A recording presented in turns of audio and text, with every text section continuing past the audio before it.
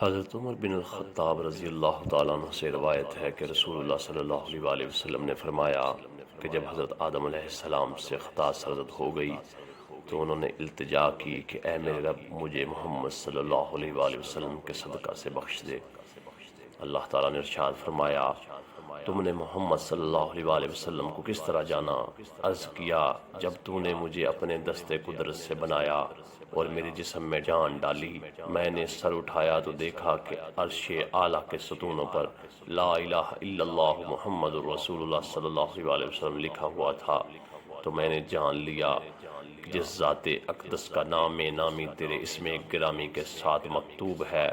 یقیناً وہ تیری بارگاہ میں دیگر ساری مخلوق سے اعلیٰ و محترم ہوگا۔ اللہ تعالیٰ نے فرمایا اے آدم تو نے ٹھیک سمجھا، اگر محمد صلی اللہ علیہ وآلہ وسلم نہ ہوتے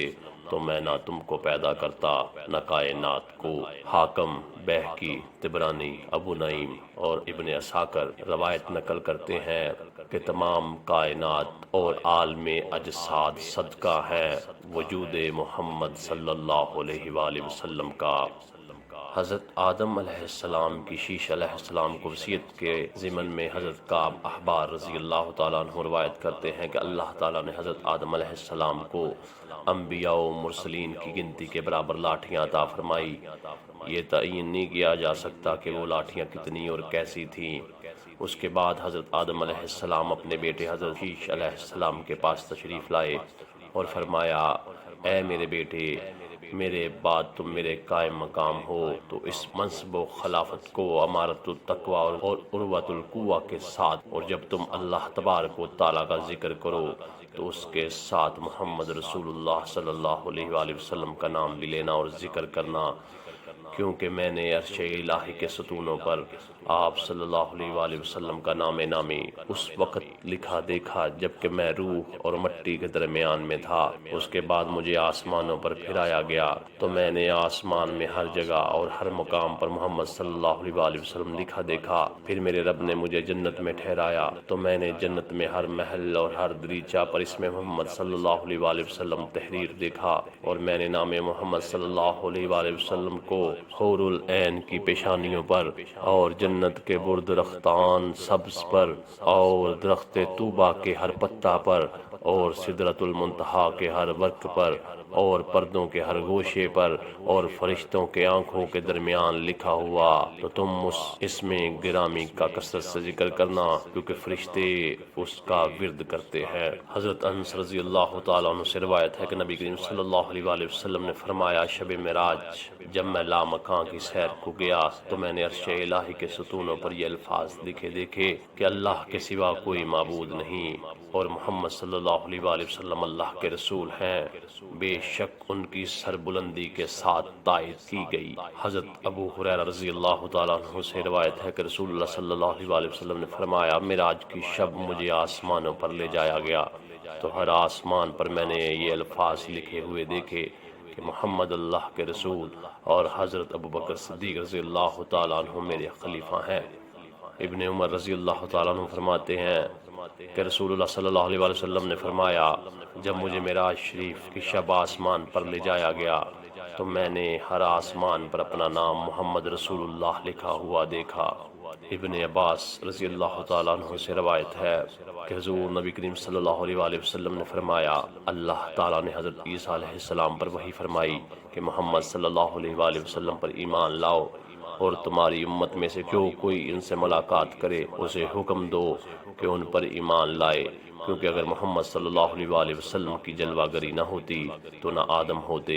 اور نہ جنت و دوزخ ہوتی، اور میں نے عرش کو پانی پر مقیم کیا تو وہ متحرک تھا، پھر میں نے اس پر لکھا لا الہ الا اللہ محمد الرسول اللہ تو وہ ٹھہر گیا۔ حضرت جابر رضی اللہ تعالیٰ عنہ روایت کرتے ہیں کہ رسول اللہ صلی اللہ علیہ وآلہ وسلم نے فرمایا کہ جنت کے دروازوں پر لا الہ الا اللہ محمد الرسول اللہ لکھا ہوا ہے۔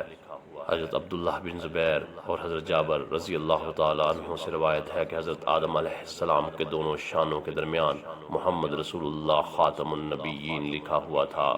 ابو ذر رضی اللہ تعالیٰ عنہ روایت فرماتے ہیں کہ سونے کی تختی جس کا ذکر اللہ رب العزت نے اپنی کتاب میں فرمایا ہے اس پر لکھا ہوا ہے بسم اللہ الرحمن الرحیم۔ میں اس شخص سے تعجب کرتا ہوں جو قدرت پر یقین رکھتا ہے پھر وہ غمگین بھی ہوتا ہے، اور میں اس شخص پر حیرت کرتا ہوں جو جہنم کی ہولناکیوں کو یاد رکھتا ہے پھر وہ ہنستا ہے، اور مجھے اس شخص پر بھی حیرت اور تعجب ہوتا ہے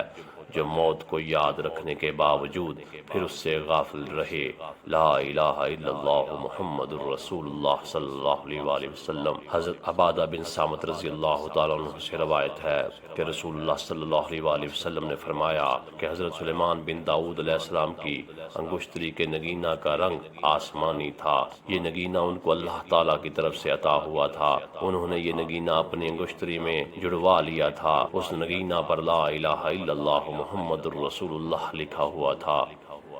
حضرت جابر بن عبداللہ رضی اللہ تعالیٰ عنہ سے روایت ہے کہ رسول اللہ صلی اللہ علیہ وآلہ وسلم نے فرمایا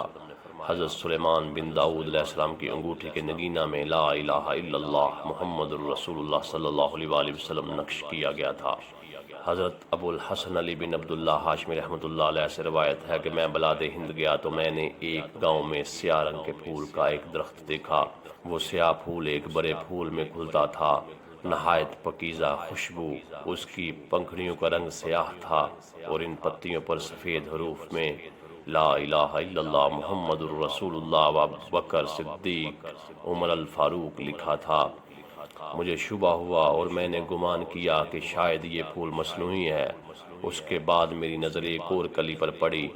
میں نے ہاتھ سے اسے کھولا تو دیکھا اس میں بھی ویسا ہی لکھا ہوا تھا۔